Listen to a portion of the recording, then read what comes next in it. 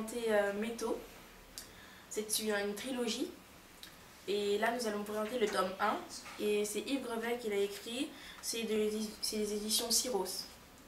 Alors, c'est l'histoire de jeunes garçons, que des garçons, qui vivent dans une maison à part du reste du monde et qui savent pas ce qui les attendra dehors. Et donc, en fait, c'est l'histoire de Métaux, un de ces jeunes garçons.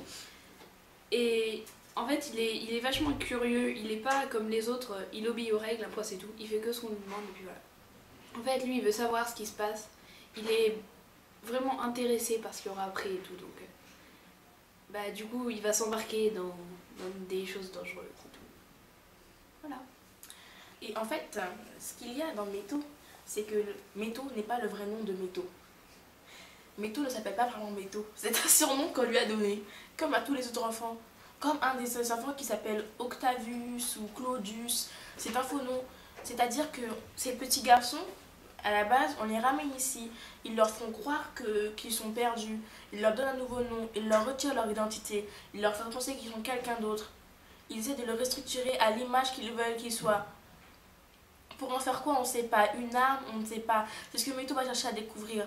Pourquoi ils sont ici dans cette maison? Pourquoi ils sont seuls? Il veut comprendre, il veut savoir, il veut aller sortir, il veut sortir du monde, il ne sait pas.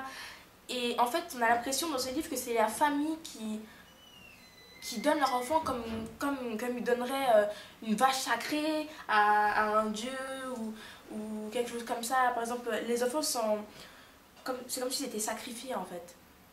Et Métaux va chercher à découvrir qui est sa famille, quel est son vrai prénom, est-ce qu'il a des frères et sœurs, est-ce que sa famille l'a fait de force ou de gré. Voilà. Donc, Métaux, en fait, c'est un livre vraiment très émouvant, on est dans la tête du personnage.